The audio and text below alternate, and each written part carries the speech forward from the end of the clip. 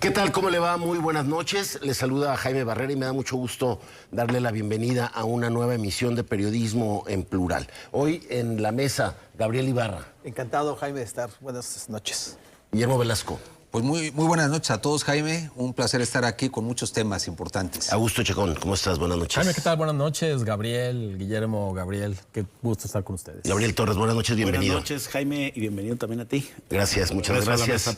Muchas gracias. Tenemos tres temas muy importantes. El desafío delincuencial que se vivió la semana pasada en Jalisco con este brutal asesinato de 2 agentes viales en el municipio de El Salto, que recordó, entre otras cosas, pues todo este creciente poder de los grupos delincuenciales, expresados también en el episodio del asesinato del alcalde de Uruapan. Vamos a hablar de ese tema. También es en la semana posterior al informe de gobierno, se está dando la glosa, la visita de las y los secretarios del gabinete del gobernador Pablo Lemus al Congreso del Estado, en un nuevo formato donde se espera haya posibilidad de mayor intercambio y cuestionamiento a los funcionarios. Vamos a hablar también de eso y un tema obligado, como son las marchas de la semana pasada, empezando desde las radicales de la Coordinadora Nacional de Trabajadores de la Educación hasta las marchas que se dieron este sábado en la Ciudad de México y en las principales ciudades del país,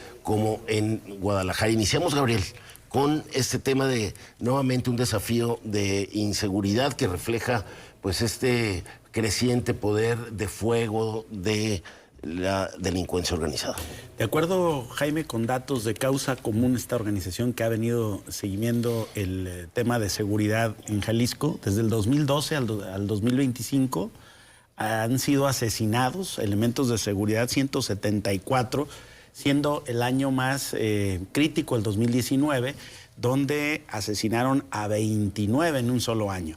Bueno, pero en lo que va de este año, en el 2025, han sido asesinados 15 policías, de los cuales 3 son mujeres. Y yo creo que esto ya nos sitúa en el año 2025 en uno de los años más críticos en lo que va desde el 2012, es decir, sería el segundo año con más incidencia delictiva en el asesinato de elementos de seguridad, concretamente de policías. La mayoría ha sucedido en Teocaltiche, con 7 casos, después sigue La Barca, Guadalajara y Unión de San Antonio, a lo que efectivamente respondió el gobernador, me parece correctamente, con dimensionar el hecho en un grado ya superior, convocando al Gabinete de Seguridad, pidiendo un análisis a profundidad, haciendo todo un fenómeno de esto que está ocurriendo en El Salto, porque en El Salto se ha convertido en un corredor de la extorsión para el tráfico pesado. Se dice, hoy lo leí en un diario local, que había incluso un chat de la delincuencia organizada con representantes de las empresas donde le estaban cobrando $200 por tráiler para dejarlos pasar, ¿no? Sí, y a algunos que ya habían secuestrado les cobraban hasta $2,000 por regresarles a los conductores que habían sido secuestrados. Entonces hay un corredor de la extorsión que está operando en el municipio del Salto, y habría que revisar también qué está pasando con la policía en ese municipio del Salto, porque ya hemos tenido en el pasado inmediato, tú recordarás, Jaime, toda una incidencia delictiva muy peculiar en este municipio, con condiciones también muy sine qua non, que yo creo que efectivamente requieren un análisis a fondo como el que ha convocado el señor gobernador de Jalisco. Así es, el gobernador Guillermo señala, no nos doblará la delincuencia, declara ahí en este homenaje que se les da a estos agentes viales, y sí, lo que se necesita ahí es empezar por revisar el grado de infiltración delincuencial que hay en esa policía y en otras de otros municipios. Lamentablemente algo muy extendido, Jaime, muy preocupante. Creo que la declaración del gobernador es contundente y es importante, pero claro, es que frente a sí y frente al Estado hay un desafío por parte de la delincuencia organizada, la autoridad, porque cuando se amenaza y cuando se asesina a policías, a ver, siempre cualquier asesinato es grave, pero tocar a la autoridad significa simbrar desde la base a las estructuras, máximas las estructuras que tendrían que garantizar justamente la seguridad y la integridad de las personas. Yo aquí destacaré algunas cosas. Uno, lo que ya refieres, la penetración de los órganos responsables de brindar seguridad, empezando además en las estructuras municipales. El Salto, ahora hemos visto, digamos, la podredumbre que surge a todo lo alto, pero es un tema recurrente en varios municipios de Jalisco y en varias regiones del país. Es decir, estas dobles nóminas, en donde en realidad vemos policías que fichan en la policía y también en otros lugares y que se deben a otros intereses. Esto es muy preocupante. En segundo lugar, pues muy lamentable, y vimos momentos muy emotivos cuando el funeral de las agentes viales, que me parece, más allá de diversas hipótesis que pueda haber, yo sí pienso que claramente es una respuesta de la delincuencia organizada cuando han sido tocados los delincuentes por algunos operativos. Pero entonces la reacción es sumamente fuerte y violenta, y también lleva a pensar en los protocolos de seguridad de los agentes viales. Porque pongámonos a pensar cuánta gente haciendo su chamba está en la absoluta indefensión y no hay proporción, o es asimétrico el poder de fuego que puede tener la delincuencia organizada, la capacidad de organizarse, en fin.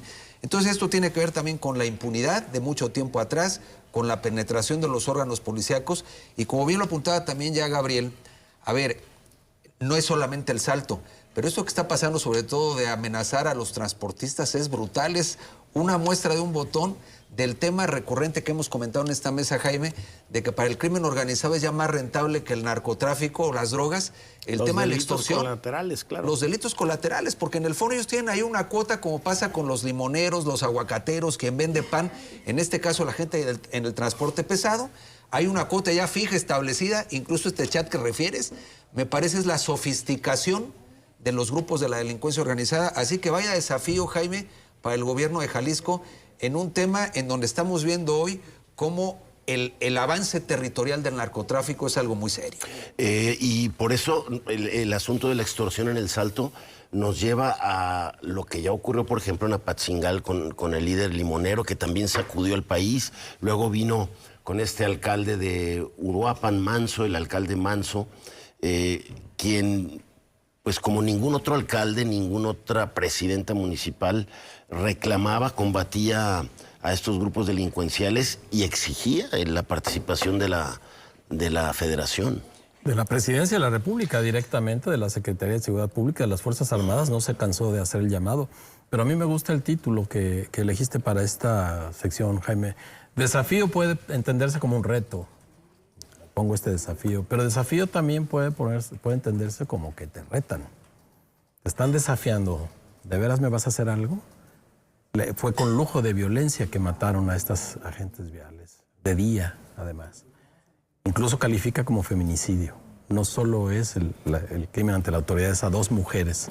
Califica también como feminicidio. Es un desafío que tiene que ver con la impunidad. ¿Por qué no lo van a hacer? ¿Qué les puede suceder? Si pueden darse el lujo que se dieron esos delincuentes. La extorsión, bueno, lo dijo Juan José Sierra este fin de semana, fue la nota del fin de semana. Presidente Nos tienen de rodillas, fue la expresión. Los empresarios están de rodillas por la extorsión. No es menor. Y los empresarios y toda esa cadena de suministro, como se dice ahora, los transportistas, las tiendas de abarrotes, las más pequeñas, las más grandes, las tortillerías que ya sabemos, en Guerrero ellos fijan el precio, las pollerías. Es el control territorial de parte de un agente que no es el Estado.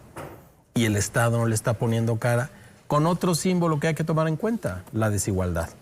En el Salto están asentadas empresas de clase mundial que exportan componentes o productos terminados a todo el planeta y está rodeado de lo peor que tiene esta sociedad. En términos de incitar a la pobreza, en términos medioambientales está muy mal, en términos de impunidad está muy mal, es decir, Estado de Derecho, y estamos hablando apenas de un municipio que está muy cerca de uno de los aeropuertos internacionales más importantes del país. Esa desigualdad también hay que tomarla en cuenta con esto que nos está ocurriendo. Es un municipio metropolitano, Gabriel, y creo que es un momento importante de que desde la autoridad municipal, la autoridad estatal, planteen apoyo a la federación y resuelvan ese caso del Salto y de otros muchos más en otras regiones, por decir en la región Altos Norte, ¿no? También.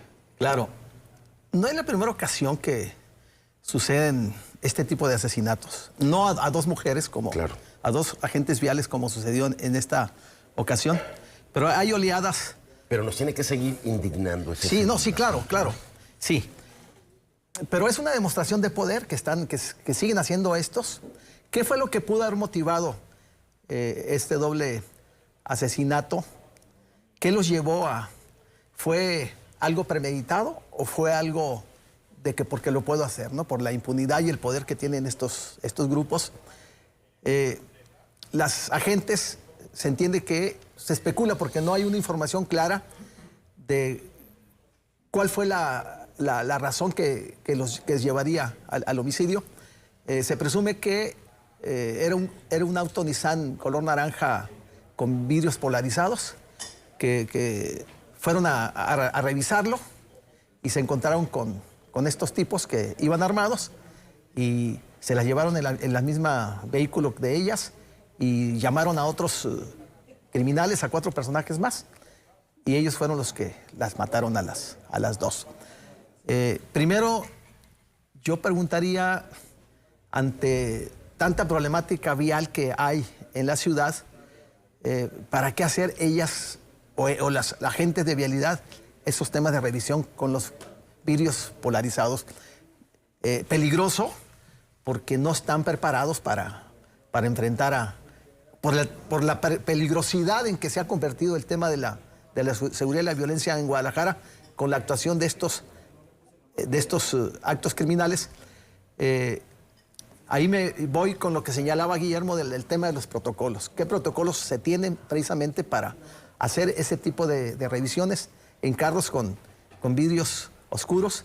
Que debería ser una labor de las policías, ¿no? Más que de las vialidades. Esto debería llevar pues a una revisión de los protocolos de las actuaciones. Ahora, esperaríamos resultados de la investigación. No tenemos información. Han reservado las investigaciones.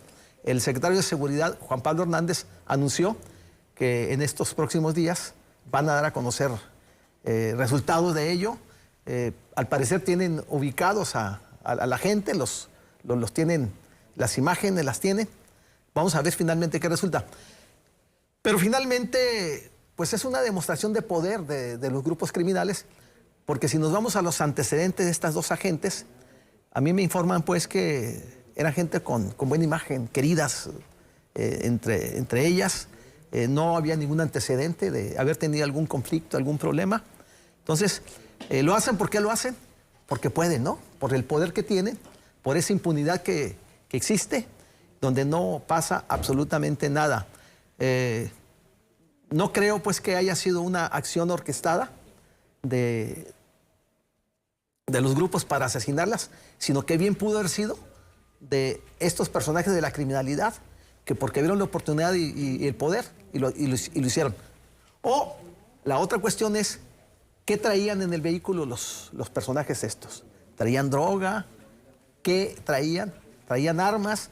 ¿Qué traían para haber hecho este acto criminal? O sea, la verdad es que hay se puede especular de diversas formas de qué fue lo que lo motivó. Yo esperaría pues que haya resultado de las investigaciones y ese famoso C5 pues funcione. Sí, y que sea distinto, Guillermo, a lo que ocurrió en febrero pasado, cuando también se asesinó a un agente de tránsito en Teocaltiche y se dejó herido a 2 elementos. De esa investigación no hemos sabido nada, ojalá hoy sea distinto. Ese es el tema, que de pronto esto se vuelve un tema mediático, un tema importante que nos conmueve y al paso de las semanas o los meses se le da literalmente carpetazo a temas muy delicados. Y yo diría además, a ver, Michoacán es muy grave, desde luego, Jaime, lo que vimos, hay temas muy graves también en Jalisco, hasta el rancho Izaguirre y demás, pero hay que resaltar, no son los únicos casos. Hay temas que ni conocemos de la operación permanente del narcotráfico y me quedo con lo que bien refiere Augusto, este desafío a la autoridad, porque podemos estar en la antesala en algunas partes del país de un Estado fallido. ¿Y qué es ese Estado fallido? Pues donde la autoridad efectivamente ya no tiene el monopolio de la violencia, lo ejercen otros con total impunidad, en donde no solamente te cobra impuestos el SAT, sino hay un SAT paralelo, un SAT entre comillas, que te cobra también un impuesto, que lo tienes que pagar y después muy grave, hay personajes que deciden quién vive y quién muere. Un tribunal que somete de alguna manera a consideración quién les estorba en el camino. Entonces me parece que el escenario no es cosa menor y estamos frente al desafío a la autoridad. Autoridades que han sido en ocasiones corrompidas, instituciones penetradas por la delincuencia organizada, toleradas, hay complicidad. Y me parece que lo tenemos que ver en un avance en su conjunto, porque si no nos quedaríamos con un hecho desde luego doloroso como el de estas agentes y muy lamentable, pero lo cierto es como un cáncer que me parece que en algunas partes del país comienza a hacer metástasis. Esa penetración permanente de la delincuencia en las estructuras que paradójicamente nos tendrían que cuidar, lo cual es muy grave. Y vuelve a marcarse la agenda pública con el tema de la seguridad, como fue pues gran parte del año. Tú ya lo mencionabas, como en marzo no se hablaba de otra cosa que del rancho Izaguirre. Hay detenidos, pero está lejos de esclarecerse el caso. Además, estamos hablando de 2 agentes de la Policía Vial. O sea, formalmente eran agentes de la Policía Vial con 7 años de servicio, Libna y Gisela, que era el nombre de las 2 agentes asesinadas. De 40 y 28 años. Exacto, o sea, más jóvenes, con un récord impecable, sin quejas, sin reportes, nada.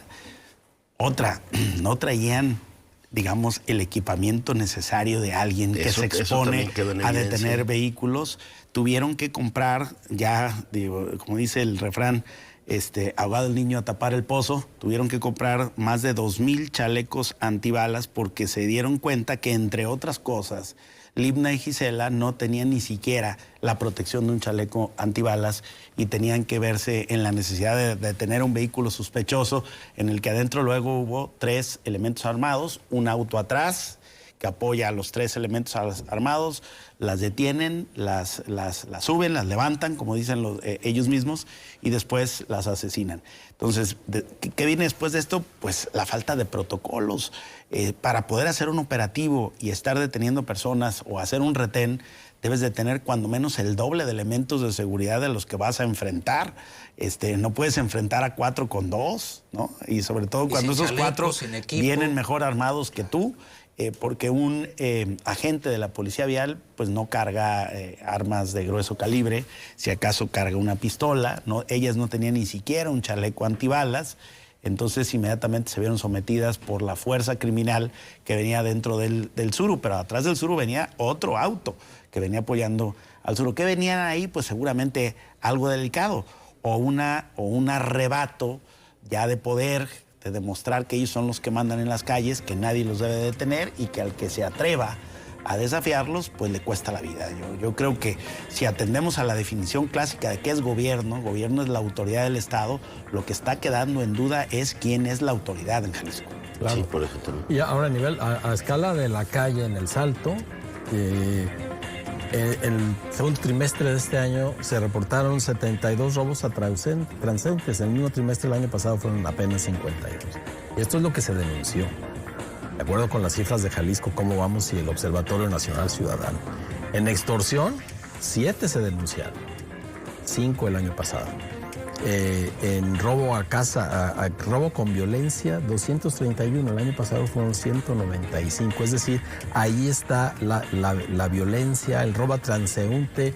Ahí está la violencia en El Salto, la que vive la gente y todos creciendo los días. Los indicadores. Más allá de este caso que es emblemático por el desafío que representa para el Estado, para el gobierno, está sobre esto es que lo demás germina. La otra violencia, la extorsión, la de los grandes violentos que dicen este territorio me pertenece. De ese tamaño es el reto, no queríamos dejarlo pasar y por eso es el tema con el que abrimos hoy Periodismo en Plural. Tenemos que ir a nuestra primera pausa, es breve, quédese con nosotros, regresamos para hablar de lo que está pasando en el Congreso y esta nueva rendición de cuentas que tienen que hacer y ojalá se evolucione en ello los miembros del gabinete del gobierno estatal.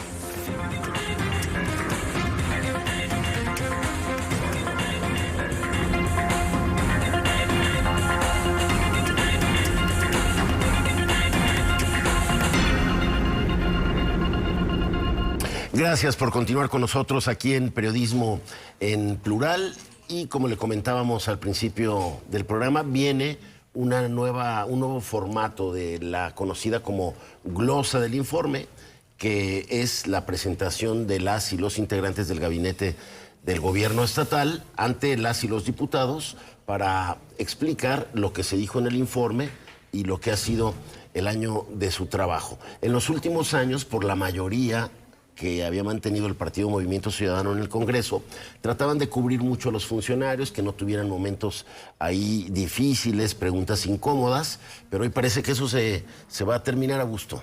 Sí, y creo que es una buena noticia. Si nos seguimos considerando una república democrática, esto es imprescindible. Nos quejamos de que el Congreso no hace su papel de contrapeso del Ejecutivo, también del Judicial, pues así se hace.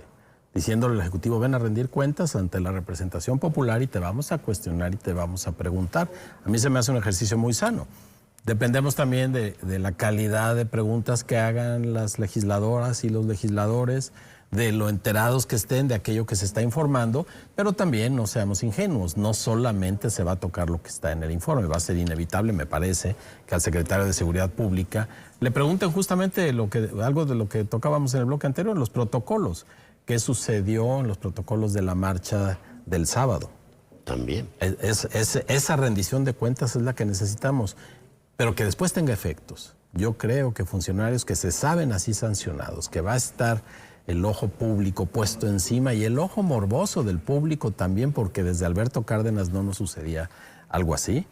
Creo que eso los va a obligar a darse cuenta que no están protegidos, que el poder no es una coraza en la que se meten y no pasa nada. Ellos disponen. No, el poder tiene que abrirse, tiene que ser cuestionado y le toca en primera instancia al Congreso. Así que yo felicito la decisión de esta legislatura a ese respecto. La glosa. Y esperemos los resultados. ¿Qué expectativa te da a ti, Guillermo? Bueno, primero decíamos, ojalá los legisladores lean el informe.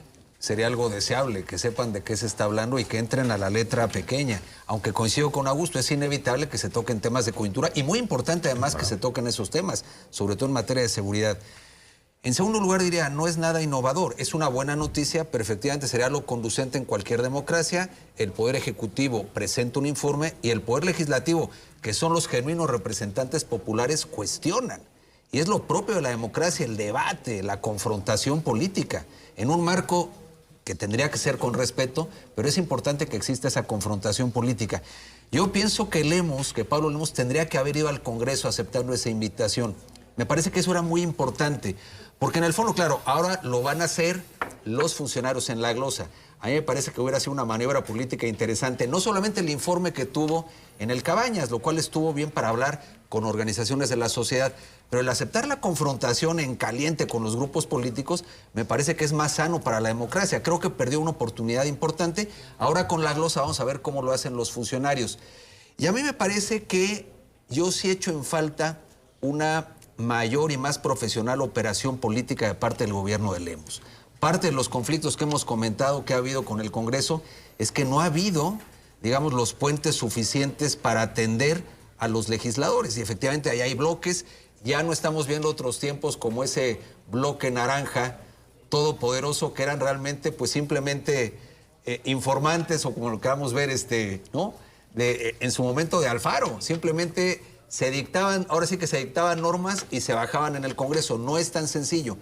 Entonces me parece que ojalá esto sirva para reconducir la operación política del gobierno de Lemos en el Congreso. Ojalá la glosa sea de altura, se profundice, se toquen temas relevantes. Y yo creo que además va a ir en paralelo a los cambios en el gabinete. No digo que vayan a salir algunos por el papel que van a desempeñar en la glosa, porque yo creo que eso está más que cantado. Pero lo vamos a ver junto con pegado esa glosa y el que algunos van a decir adiós del gabinete de Lemos. Y ojalá muestren responsabilidad las y los diputados con plenos que estén todos y todas las diputadas. No vaya a llegar el funcionario y esté la mitad ahí del Congreso, ¿no? Del pleno. Ese ha sido un problema recurrente de los diputados. Así es de que vamos a ver ya mañana. De llegar tarde. Un personaje que se distinguió precisamente por llegar horas tarde era Chema Martínez, ¿no? Y era el horario legislativo. El horario legislativo, el de Chema, ese era. Es el epicentro de la política, el Congreso del Estado. Esperaríamos pues que los diputados aprovechen la oportunidad y también los funcionarios puedan rendir cuentas, que es precisamente uno de los objetivos centrales del Plan Estatal de Desarrollo y Gobernanza de Jalisco, del gobernador. Yo estoy de acuerdo con Guillermo. Pablo debió de haber ido al Congreso del Estado a comparecer. Ya lo habíamos tocado aquí precisamente la semana pasada, esa oportunidad que la dejó ir, porque yo creo que le hubiera ido bien, porque es bueno para el diálogo, tiene mucha mano izquierda, tiene mucho control de las emociones, a diferencia de Alfaro, ¿no? Que se encendía rapidísimo, Mecha ¿no? corta. Mecha corta. Pero bueno, es una buena oportunidad para los funcionarios también. Para el sector de gobierno es el que abre la glosa. Se ha cuestionado, pues, la problemática para la construcción de acuerdos entre el Ejecutivo y el Legislativo, particularmente en el caso de la reforma judicial, que no se han puesto de acuerdo. Entonces, vamos a ver si la agenda de Jalisco la desdoblan bien, la detallan, entran al fondo de los temas, de lo que se está haciendo. Y el primer tema, el que abordan, es precisamente el tema de gobernanza, el tema de seguridad, el tema de desaparecidos, el tema del transporte. Diego Monreal le toca, creo que es la tercera o cuarta funcionario, que son los grandes temas. Hay otros temas, pues, que no resueltos, que no le han entrado, como la oportunidad del tema del agua, de la gestión integral del agua, de la necesidad de una reingeniería en cuanto a la cuestión de la infraestructura hídrica, la gestión integral del agua, donde pues pasó el temporal, fue un problema pues que se cuestionó severamente por las pérdidas de vidas, cerca de 20 personas murieron por las corrientes que se registraban en diversos puntos de la zona metropolitana y algunas zonas fuera del estado, entonces, de la zona metropolitana. Entonces, es una gran oportunidad. Como tú bien señalas, Jaime, esperemos pues que estén a la altura los diputados, se preparen y los funcionarios respondan, ¿no?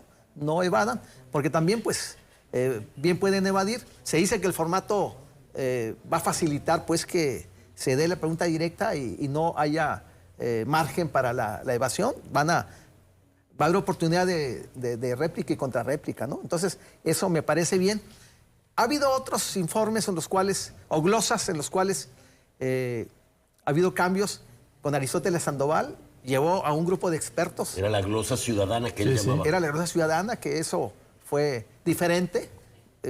Gustó mucho. A ti te tocó participar en una, Jaime, incluso. Sí, yo participé en 3. ¿Sí? Entonces, vamos a ver pues si esta forma directa entre diputados y funcionarios da buenos resultados. Yo creo que los dos pueden ganar o los dos pueden perder. Exacto. De acuerdo al comportamiento, a las preguntas y las respuestas, ¿no?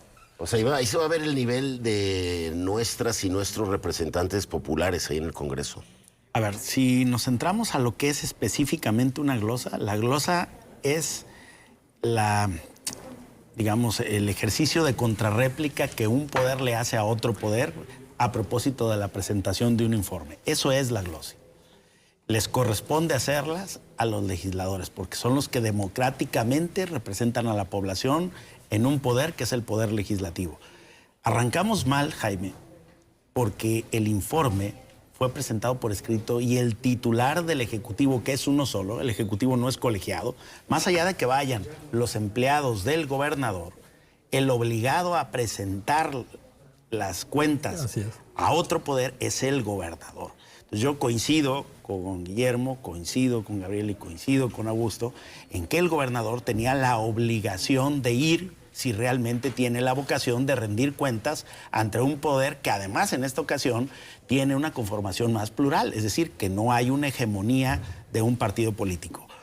Y eso sin menoscabo de que tenga un evento aparte con sus amigos, con sus correligionarios, con sus compañeros de partido, donde pueda hablar, como habló en un monólogo de poco más de 2 horas, ¿no?, de los asuntos que a él le interesaban.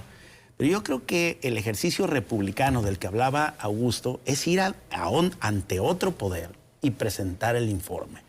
Ahora, que ahí puede haber que tampoco hace la presidenta ahora. Pero que dicen que no han hecho los exactamente, presidentes. que últimamente, porque ahora rendir cuentas parece que a todos les parece hasta una provocación. Yo veía en la prensa que alguien contestaba, el gobernador no va a ir porque es una provocación. ¿Cómo que es una provocación? Es una barbaridad esa afirmación. La obligación de presentar cuentas, no, pues es una obligación en democracia, pues si no son monarquías. Los ejecutivos tienen que ir ante los legislativos y ante congresos plurales en ocasiones como el que tiene el Estado de Jalisco a rendir cuentas. Por eso es que en su momento, cuando el ya fallecido Aristóteles Sandoval se inventó la glosa ciudadana para excluir la obligación de ir al Congreso a rendir cuentas y rendirle cuentas a gente de la sociedad civil, lo cual no está mal, abona, ayuda, suma, pero no sustituye la obligación que tiene un ejecutivo de ir a presentar su informe si realmente tiene vocación democrática ante otro poder. Que además, representa a sus gobernadores. Claro, donde además su partido tiene también mayoría de diputados, no absoluta, pero sí relativa. Entonces, yo sí creo que la glosa ya baja de nivel, con todo lo que se diga que quieren enjugar, baja de nivel por el solo hecho de poner a los diputados a discutir con los empleados del gobernador, sin posibilidad de interlocución directa con él en ningún tema.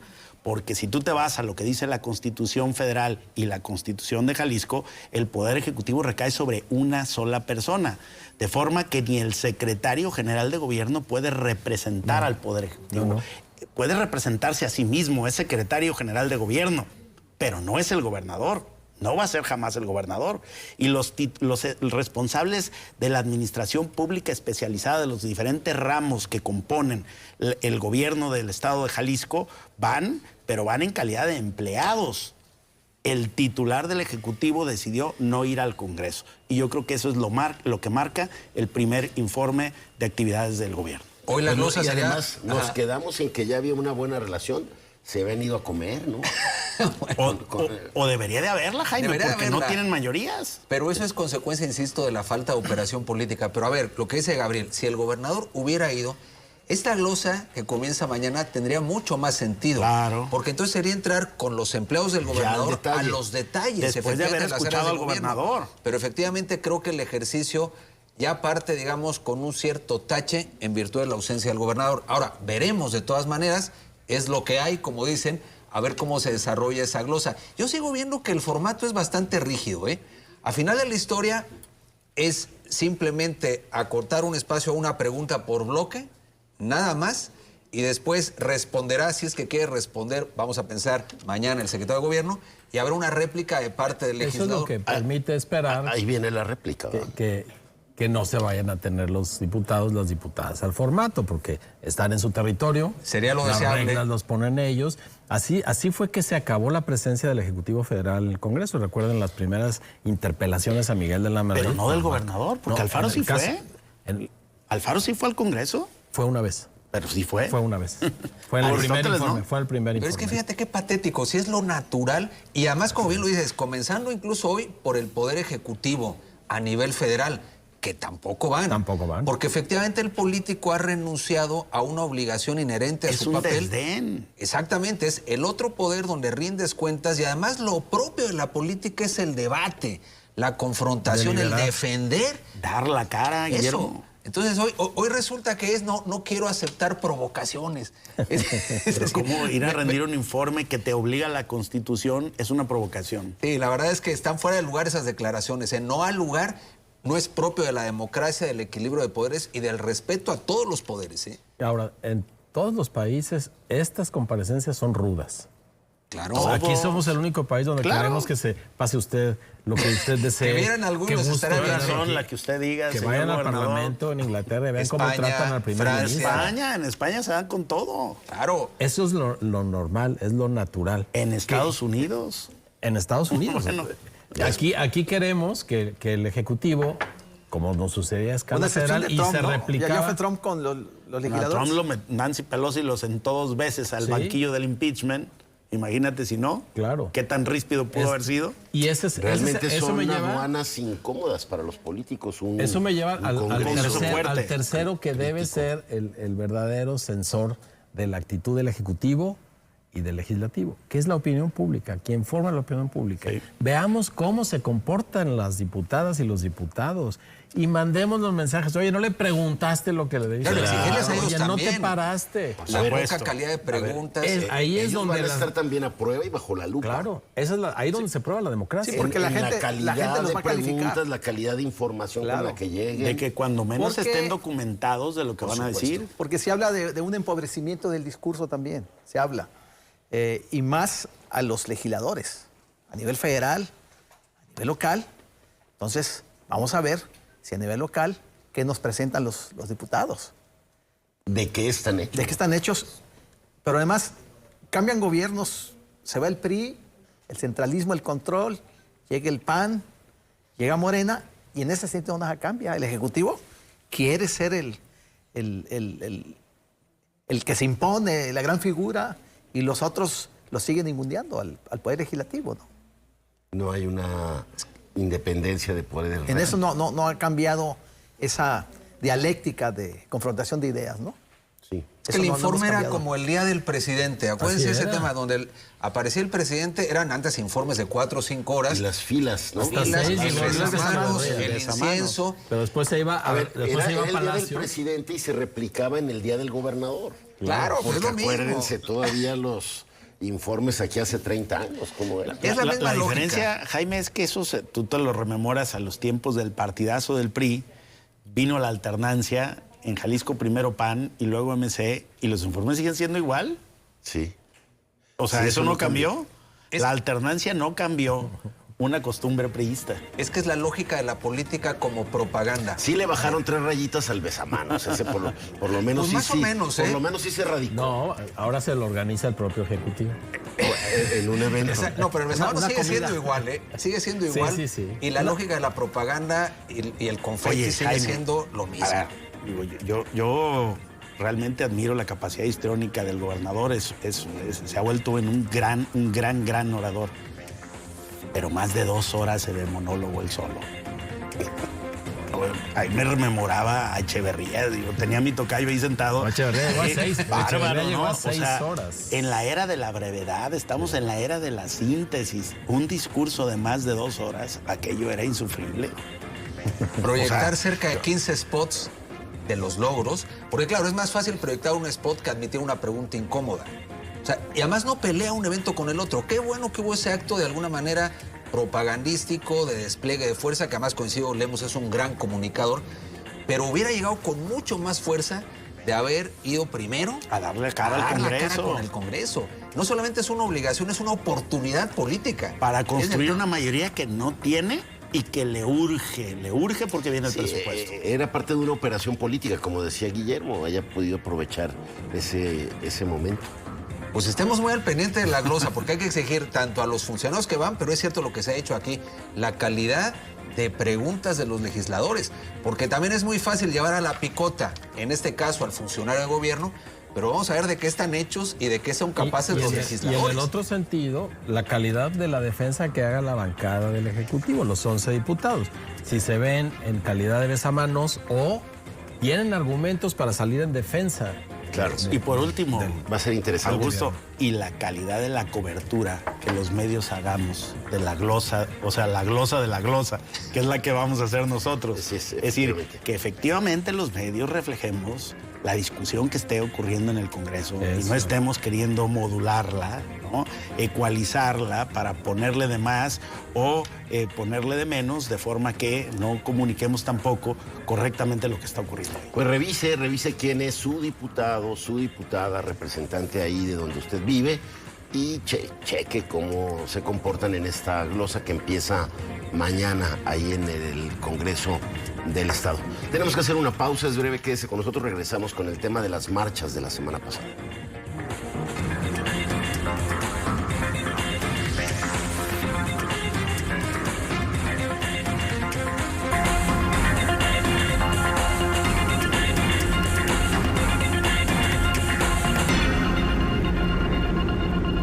Gracias por continuar con nosotros aquí en Periodismo en Plural. Entramos a nuestro bloque de cierre y el tema obligado es el de las marchas de la semana pasada, empezando muy pronto en la semana con la reaparición de la Coordinadora Nacional de Trabajadores de la Educación.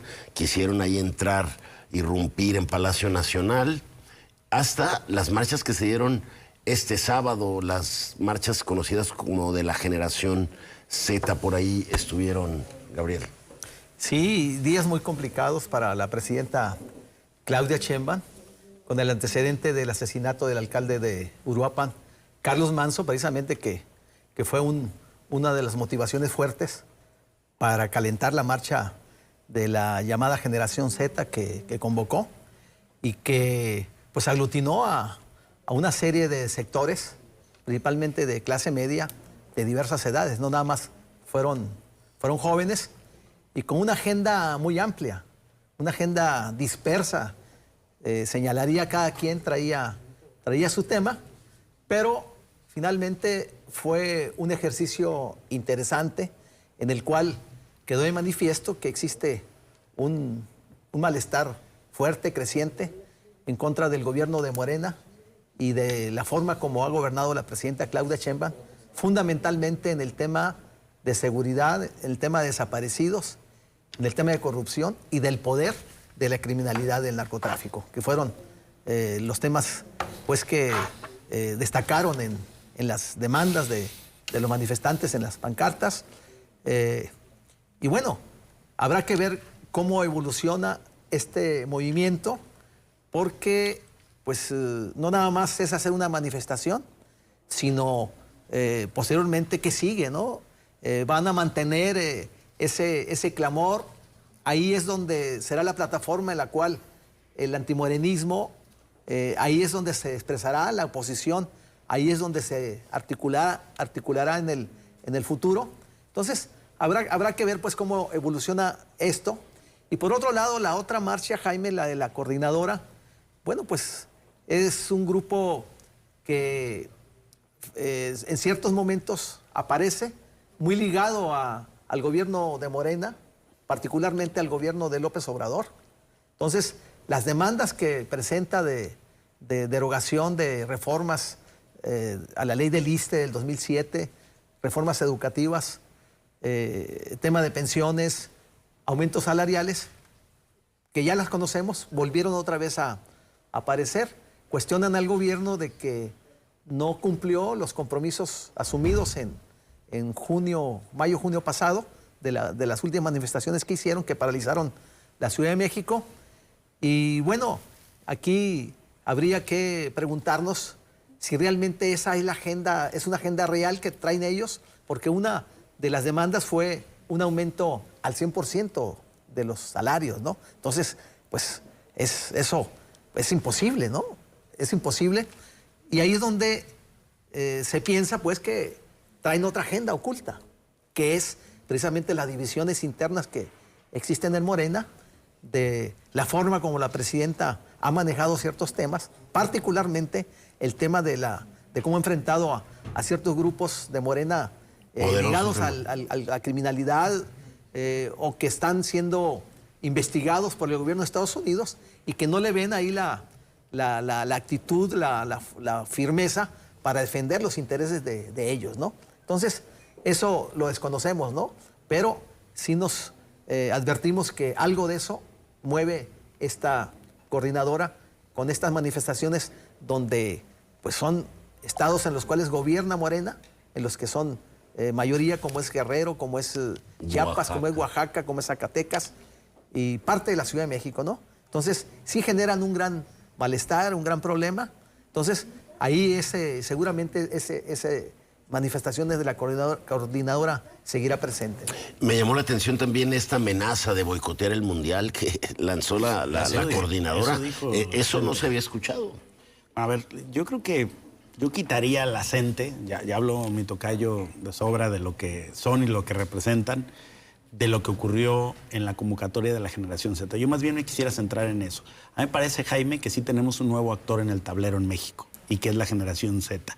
Hoy es una generación, o sea, no tiene un liderazgo claro, tampoco aparece una reivindicación de unidad, pero sí podemos identificar algunas de sus principales banderas. Yo creo que traen una indignación con el gobierno por el tema de la seguridad nacional, pero además yo lo comparé en una columna que hoy me publican en un diario local, lo comparo con otros movimientos que así iniciaron. Por ejemplo, el de los indignados en España, que salieron los jóvenes españoles a protestar por la falta de empleo. Son una generación muy calificada que no logra insertarse correctamente al mercado laboral. Eso dicen en las conversaciones que están en las redes sociales los de la generación Z en México, la primavera árabe en Egipto, la multitud que tomó las calles en Hong Kong, encabezada por los jóvenes, no exclusivamente, pero encabezada por los jóvenes, las revueltas estudiantiles en Chile, que paralizaron al país, que llevó a un cambio y a una transición en Chile, las marchas juveniles encabezadas en Nigeria, en Tailandia o en el Perú, incluso los movimientos en reivindicación del cambio climático, tanto de Europa como de América, encabezados por jóvenes. Yo no descartaría, justamente antes de entrar al programa, terminaba de leer a Diego Petersen en lo que escribió y coincido en lo que dijo hoy, yo no descartaría ni descalificaría a la generación Z porque hubo otros oportunistas o grupos organizados que buscan otras banderas que se infiltraron. Eso pasa en las marchas de reivindicación de los derechos de las mujeres o en cualquier tipo de protesta pública. Hay gente siempre infiltrado y oportunistas que se meten, ¿no? Pero yo creo que no habría que perder de vista que los jóvenes encontraron en las redes sociales un instrumento para catalizar su inconformidad, que son un detonante de cambio, que cuando los jóvenes empiezan a protestar en una sociedad, eso indica que vienen grandes transformaciones y que yo creo que esos rasgos sociológicos de lo que ya se empieza a manifestar con jóvenes que quieren salir a la calle y que se organizan, independientemente de que luego vayan otros a echarles a perder su protesta. O ayudarles, o ayudarles, o no sé si ayudarles o no, a lo mejor mucho ayuda el que no estorba, ¿no? Esos perfiles que luego traen una orientación política muy clara y que lejos de abonarle a una causa auténtica, la desvirtúan y que yo creo que se ha utilizado para eso. Pero yo diría que esta participación de los jóvenes que no estaban activos en la política, que parecía que estaban indiferentes a lo que pasaba en el entorno nacional, no es sino un sismógrafo anticipado de tensiones profundas que tenemos en el país. O sea, que salgan los más jóvenes y se empiecen a organizar, te empieza a decir algo en el país. No estoy muy claro que sea contra la presidenta, como dicen algunos en redes, ¿eh? Yo creo que no es exactamente así. Sí contra el poder constituido, porque, por ejemplo, en Jalisco, aquí también protestaron contra MC. Es decir, de hecho, fue a Casa Jalisco, uno de los derroteros. Fueron también ahí. O sea, generalmente los jóvenes traen un problema con el poder constituido, con el status quo, porque se sienten excluidos, porque se sienten hipercalificados con títulos de licenciatura, maestría, algunos con doctorado y sin posibilidad de insertarse al mercado laboral, que fue lo que detonó el movimiento de los indignados y la primavera árabe en Egipto. Entonces, incluso el Brexit en Inglaterra fue un movimiento muy parecido. Yo creo que habría que tener cuidado en hacer una descalificación utilizando elementos periféricos de lo que ocurrieron en las marchas en los distintos estados o en la capital del país. Lo que yo estoy seguro y lo sostengo es que la generación Z es un nuevo actor en el tablero político del país y que está por verse todavía su nivel de incidencia. Yo creo que vimos una sociedad plural en las marchas. Coincido plenamente en el análisis de Gabriel, pero ahí vimos no solamente jóvenes, había adultos mayores, había familias con niños, había clase media baja, clase alta. Me parece que fue un mosaico muy plural y eso lo hace muy rico, digamos, como expresión ciudadana. Eso me parece que está muy bien. Ahora, el componente jóvenes, que además lo propio son las redes sociales, lo propio es también una marcha menos estructurada. Era difícil saber incluso dónde iban a ser las concentraciones, cuál era el pliego petitorio, quiénes iban a ser los oradores. A diferencia de otras marchas, no vimos eso. Es decir, eso le hizo, me parece que para la autoridad, Jaime, muy inquietante. Ahora bien, lo propio en este tipo de cosas es que confluyen varios intereses. Yo no digo que no genuinos, al menos todos. Pero efectivamente también yo sí vuelvo un poco al tema de la gente en ese presente. ¿Por qué? Por el momento político también, en donde yo creo que puede haber una estrategia de un sector muy importante del viejo sistema político y un sector muy importante de Morena para aprovechar ese impulso contra la presidenta Sheinbaum. El grito generalizado era contra el gobierno de Morena. Pero efectivamente en México. En México, en la Ciudad de México. Aquí también. Bueno, y aquí también, ¿eh? Aquí también. Yo estuve. Pero lo que quiero decir es, efectivamente la gente que siempre ha tenido vasos comunicantes con López Obrador, y además todo esto se da en paralelo a anticipar la revocación para ligarla al 27. Y eso es un arma de dos filos para la presidenta de la República. Porque en una lectura preliminar podríamos decir, oye, Sheinbaum está en la boleta y se aprovecha su fuerza para hacer campaña. Que es la que se dio. Que es la que se dio. Pero también es cierto que el que tiene poder para poner, digamos, de patas al país y mover de alguna manera la resultante en un ejercicio así, que no es de la sociedad, que se da desde el poder, que puede ser para ratificar un gobernante o para defenestrarlo. Entonces a mí me parece que esa indignación, también movida por otros intereses más allá de la generación Z, vamos a ver si tiene derrotero, porque la gente ahí, horas antes del tema, en esta época del año, no me parece que sea algo muy natural en una concentración de maestros. Yo creo que aquí el timing político tiene mucho que ver. Y la amenaza contra el Mundial. Y la amenaza contra el Mundial. Lo que tú ponías como principio de la pregunta. O sea, que estén poniendo, boicotear un evento de talla nacional a cambio de una serie de reivindicaciones, la mayoría de ellas imposibles de llevar a cabo, ¿no? Están oponiéndose a que las pensiones tengan una edad. Pues es que en todo el mundo ya las pensiones deben tener un mínimo de edad, ¿no? No pueden ser solamente años de servicio, ¿no? Es pide lo imposible para tener encendida a la gente. Ahora, la pregunta es, ¿se van a mantener vivas las concentraciones? Eso lo vamos a saber muy pronto. Están convocando ya el jueves 20 para otra concentración. Y así empiezan los grandes movimientos. Más bien, no nada más es el punto, digamos, el disparador de salida, sino efectivamente si puede haber el spin informativo y la movilización política. ¿Para qué? Para mantener viva la llama. O si aparece un liderazgo que no parecía tener el país, ¿no? Un liderazgo opositor.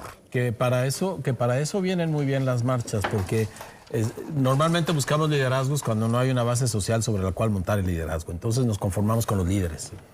Aquí ya hay una base social y puede emerger un liderazgo, o puede no. Los jóvenes encontraron en las redes sociales una nueva ágora. Ellos convocan, pero no me parece que sus causas sean exclusivamente de su generación. Es violencia. ¿Qué generación puede estar? No puede ser su causa. ¿O por qué? ¿Por qué nadie no está más afectados que lado? ellos. ¿Quién sabe? Son los del... A ver, bueno, no están todos, reclutando todos, gente de 50 años para meter al crimen organizado. Corrupción. Había un motor fuerte del caso Manso, ¿no? De este alcalde de tiene que ver con la inseguridad, Uruapan. tiene que ver con el miedo, que Ese fue una de detona, las reivindicaciones. Pero no es el único, ¿eh? O sea, el factor Manso desde luego es importante, pero yo creo que ahí confluyen cosas que van mucho más allá. El asunto del es que la asesinato del gente alcalde de Uruapan. de muchas generaciones decide tomar la calle y manifestarse. Para mí ese es lo central y lo rescatable. Que va a haber siempre quien se monte, políticos que quieran hacer, eso no lo vamos a impedir.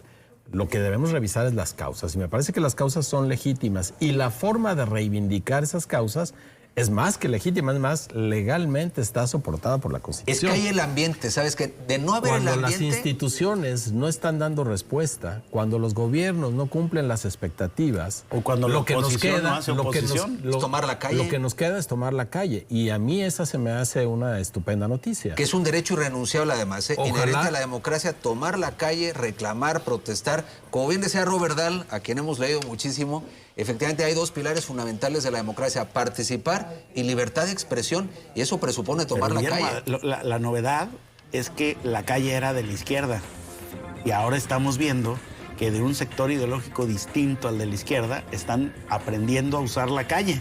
Es que ya no hay espacio. Que... Ya pero no hay que otro no lo espacio, sabían no hay usar, espacio político. que nunca la habían usado. Si ha habido intento de tomar la calle, las manifestaciones que se dieron. Sí, las señoras de negro con Guillermo Cosío. O la marcha rosa. Claro, no es La marea rosa, ¿no? La marea rosa. La marea rosa. Sí. Hay un Ya viene desde 44% ahí. de oposición, recordemos. En las elecciones, el 44% votó en contra de los candidatos de Morena y aliados. O sea, hay un sector importante, fuerte, que ahí está presente, ¿no? De votos. Entonces, habrá que ver, y de manifestación en contra, porque muchos de los que participaron también forman parte de ese sector. Entonces, yo me reservaría, yo me esperaría a ver cómo evoluciona para poder tener una mejor valoración con más completa, ¿no? elementos. Sí, Pues vamos a seguir. participemos también. Así es. Vamos a seguir desde luego pendientes y ver de cómo evoluciona esto que ocurrió la semana pasada, pero por hoy se nos ha terminado el tiempo. Gracias, Gabriel. Gracias, muy buenas noches. Gracias, Augusto. Al contrario, Buenas noches, Jaime. gracias, Gabriel. Pero sobre todo, gracias a ustedes por habernos acompañado y los esperamos aquí el próximo lunes. Que tengan una excelente semana.